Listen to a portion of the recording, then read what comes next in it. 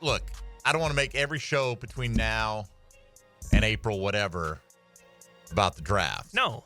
But we'll have plenty of those shows. Yes, all right. So we're not really draft focused right now, but we got a lot of newsy stuff here in town this week. That's where we're at. Hey, I think I've come up with it. I said it the other day, Tony. I want the Jags to win out and get the first pick. Okay, that'd be sweet. Can that happen? If that can happen, that's what I'm rooting for. I mean, you know what else? Possible, I suppose. I decided yesterday because you root for the outcome, right, and what you think is best, right, and we're always rooting for the Jags to win until you get mathematically eliminated. Then it behooves you to have the best pick, and people say it doesn't matter. Bulky's making a pick. It does matter because even if you're going to get lucky, it's better to have more good players in the pool and get lucky, right? I mean, you can't tell me having more options is a bad thing, right? So the higher you pick, and a trade might present itself. Trent Baalke, if he is the GM or any other GM, has shown a willingness and an ability to trade down in the first round the last couple of years, accumulate more assets, and that's what you might be hoping to do if you acquire the number one pick. So I thought about this, and I'm like, do I want to root for them to win, or do I want root for them to win in the long term, which is to secure the first pick? And I decided I'm just going to root for them to win the game,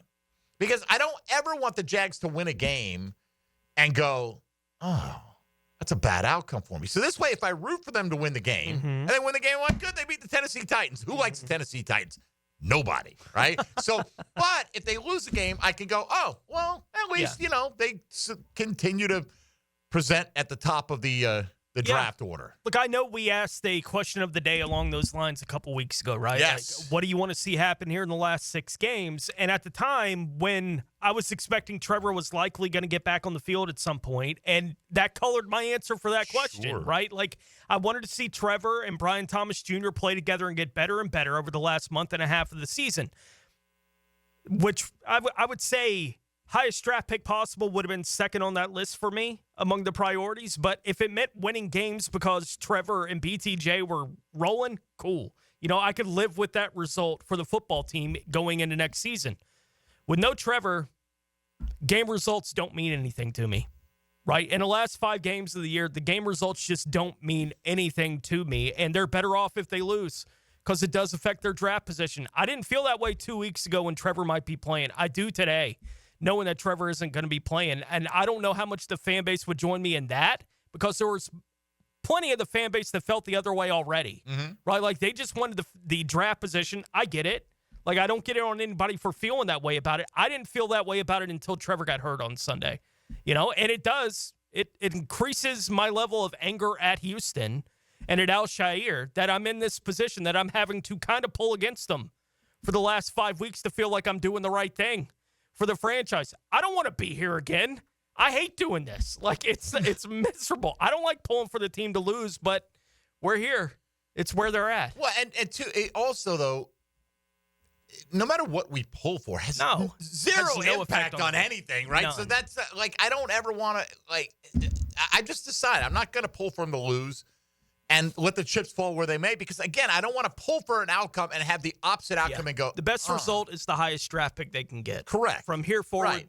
But however they get there, that's good. Titans, yeah. I don't think that's a negative, in the – I get it is in terms of draft positioning, right? But you don't know what else is going to happen. No. I mean, we almost saw the Raiders beat the Chiefs, and the Giants could have beat the Cowboys on Thanksgiving Day, and there's no guarantee of what these records are going to end up being, and there's no guarantee that you are going to take the right guy. But, again, win and still get the best pick possible. I don't think that's possible, but that's what I'm rooting for, Tone. Because, again, what we root for has no bearing on anything, right? It's just to make ourselves feel better. It affects your mood a little bit on Sunday. A little bit. Cool. Here's an answer to today's question of the day that I thought was good from Handsome Dan.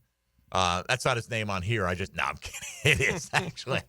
Assumed he might be a good-looking fella. Gotta have fun today. I don't know. Why not? Why not have fun every day? DiRocco, and we're asking, how do you feel about Trevor Lawrence's future with the Jaguars? He went with B, which means talented enough to win big. Doesn't mean you are guaranteed to fulfill that. Total confidence would be, we got a stud and we're going to ride that guy and he's going to provide us big things. But he said, I voted B, but honestly, I'm super disappointed that we're having this conversation. He was supposed to be the chosen one.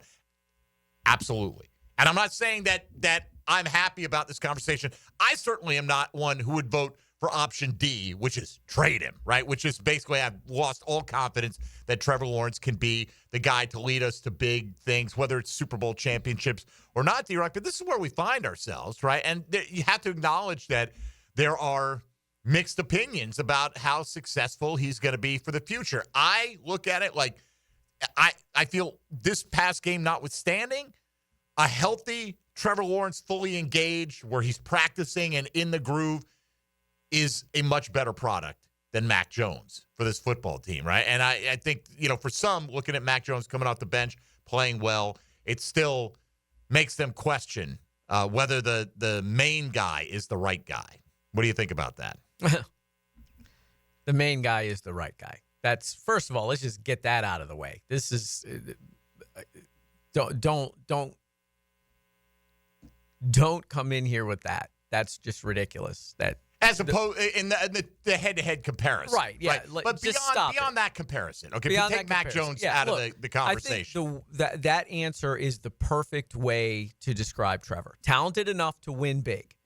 You just got to fix a few issues. You just got to get him to be consistent, and you got to get him to the point where he's elevating guys around him. And maybe that's with a new head coach. Maybe that's with a new offensive system, whatever. But the bottom line is it's year 4, and he's going into year 5, and there are still questions about him, about whether he's legitimately a franchise quarterback in the way that we mean when we say franchise quarterback. He obviously is their franchise quarterback because they paid him. But is he a guy that can lead your franchise to a Super Bowl? I don't know the answer to that. He's immensely talented. And I still think, me personally, I still think he can be a top 10 quarterback in this league. Without question in my mind, he can be a top 10 quarterback in this league. But he needs some more help. He's got to fix a bunch of things. The question, can a guy lead a team to a Super Bowl? You may answer that in your head a certain way for certain players, but plenty of them haven't. Right? I mean, people may say, well, clearly Lamar Jackson can do it. Well, he hasn't. Hasn't played well in the postseason. Josh Allen's gotten close, but hasn't gotten over the hump. We know Burrow can lead his team to a Super Bowl because he's done it, and Hurts did it, and obviously Mahomes does it. But they're, a shrinking list of quarterbacks that, as Mahomes eats up a lot of that airspace. Right. Yes, it's hard to get to a Super Bowl. I don't think still people realize how hard it is to do that when you've watched Brady playing, 10 of them? I just don't think people really and truly understand how hard it is to get there and to get to the AFC title game. The Patriots, I've said this before, the Patriots ruined that for every other fan base because what they did is not normal. It's never been normal. It will never be normal. The Chiefs are certainly getting close to being at that level, and they make it look easy, but it's so incredibly hard to get there. Hey, Mia here, and thanks so much for watching 1010XL Jaguars. For even more coverage of the Big Cats, be sure to subscribe to 1010XL Jaguars.